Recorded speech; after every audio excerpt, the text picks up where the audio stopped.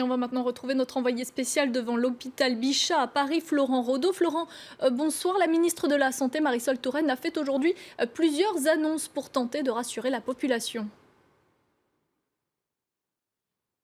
Oui, Marisol Touraine qui a vraiment tenu à rassurer la population et éviter toute panique. En son sein, les principales annonces de Marisol Touraine, la situation est sous contrôle. 11 patients testés pour Ebola et 11 tests négatifs, notamment la patiente américaine qui se trouve derrière moi à l'hôpital Bichat dans le 18e arrondissement de Paris. Un point très important de cette conférence de presse que vous avez pu suivre en direct cet après-midi sur France 24, aucune communication gouvernementale ne se fera à l'avenir sur d'éventuels cas d'Ebola. Si un cas d'Ebola devait être avéré, la ministre prendra la parole publiquement. Plusieurs annonces donc, si vous vous sentez malade et que vous avez des symptômes, vous pensez avoir des symptômes d'Ebola, n'allez pas voir votre médecin traitant, mais appelez plutôt le 15 qui va gérer la situation cas par cas. Plusieurs annonces donc, plus de contrôle à l'avenir, notamment aux frontières, la mise en place de centres de traitement, notamment en Afrique. Et il faut évidemment, la ministre l'a rappelé, éviter les voyages dans les zones à risque. Un numéro vert sera en place dès demain matin. Vous l'avez bien compris, la France est prête à faire face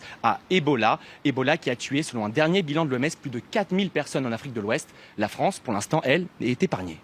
Volonté du gouvernement français de calmer le jeu, donc, et pourtant, la population, elle, a du mal à se raisonner.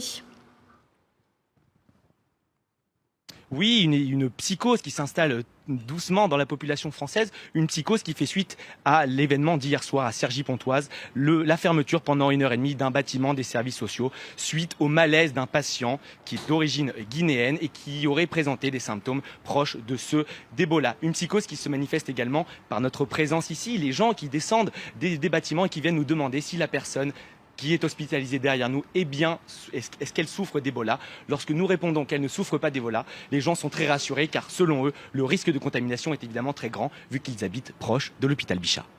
Florent Rodeau en direct de Paris, merci beaucoup.